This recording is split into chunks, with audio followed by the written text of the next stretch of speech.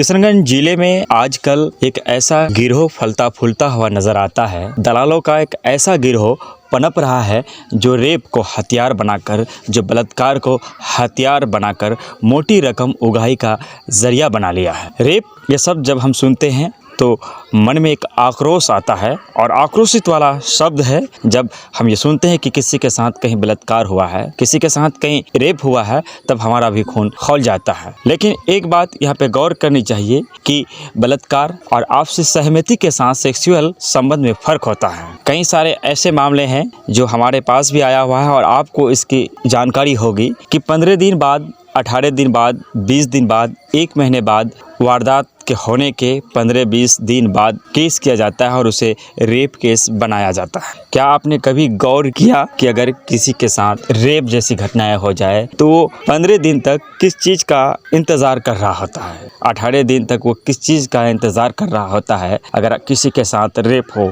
तो मैं नहीं समझता हूँ कि वो 2 से 3 दिन से ज़्यादा वक्त लेगा। मैं आपको बताना चाहूँगा कि असल में खेल क्या है, और दलालों द्वारा दलालों का जो गिरोह है वो मोटी रकम उगाही का ऐसे जरिया बना लिया है। जब भी कहीं ऐसी घटनाएं होती है तो दलालों का गिरोह पीड़ित परिवार के संबंध में आता है और उनसे कहता है कि आप खामोश रहिए, समझौता करिए, और समझौता के नाम पर उन्हें प्रलोभन दिया जाता है। उसके बाद दलालों का ये गिरोह आरोपी पक्ष के पास जाता है, उन्हें कानून का डर दिखाता है, उन्हें कानून के दांवपेच का डर दिखाता है। उसके बाद फिर दोनों आपस में एक बात करते हैं। मान लीजिए कि उन्होंने 10 रुपया का डील किया तो 2-4 रुपये पीड़ित परिवार को दे दिया जाता है, और बाकी जितने रुपये होते हैं उसका 80% से ज़्यादा रुपया जो ये दलाल होते हैं, जो गिरोह होते हैं, वो हड़प लेते हैं, वो हजम कर लेते हैं, और इस तरह से मामला को जटिल बना दिया जाता है। ये समाज के लिए एक कलंक है, और ये गौर करने वाली बात है कि रेप जैसी जघन्य अपराध को आज हम लोग उगाही का जरिया बना दिए हैं। हम आपको यहाँ बताना चाहेंगे कि आपसी रजामंदी के साथ जो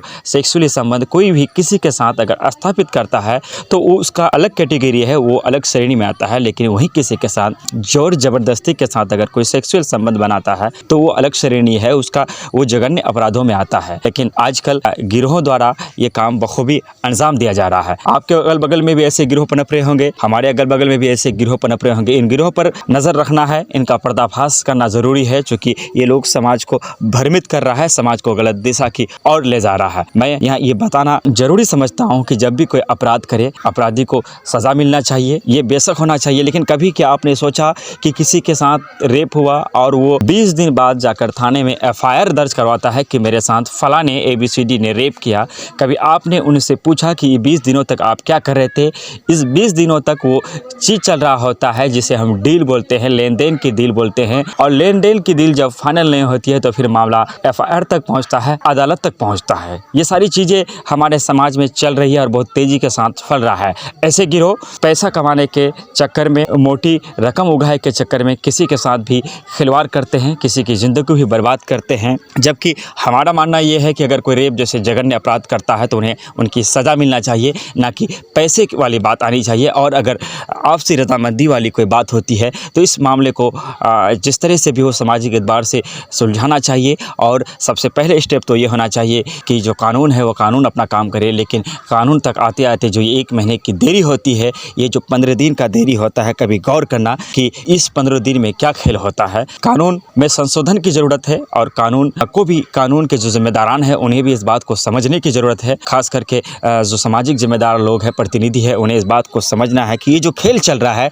जो गिरोह द्वारा, जो दलालों के जो गिरोह पनप रहे हैं, ये हमारे लिए खतरनाक हो सकते हैं, समाज को कलंकित कर रहे हैं, समाज को गंदा कर रहे हैं। इन सारी खेलों को कैसे रोका जाए, इस पर एक मंथन, एक विचार करना बेहद ज़रूरी हो गया है उस वक्त जब ये धंधा, ये कारोबार बन चुका है कि किसी के साथ कोई हादसा हुआ, किसी के साथ कोई अफेयर हुआ और उस अफेयर को रेप बना दिया जाता है, और एक मोटी रकम की डिमांड किया जाता है कि मैंने पहले जैसे बताया कि 10 रुपये की डिमांड होती है। अगर वो 10 रुपया दे देते हैं तो 4 रुपये, 5 रुपये पीड़ित परिवार को दिया जाता है, और बाकी रुपये जो दलाल होते हैं, जो गिरोह होता है, वो अपने पास रख लेते हैं। और बड़ी इत्तेफाक की बात है कि जो दलाल, ये गिरोह जो है, इनका संपर्क किसी न किसी बड़े नेता से कोई ना कोई खास बना हुआ है।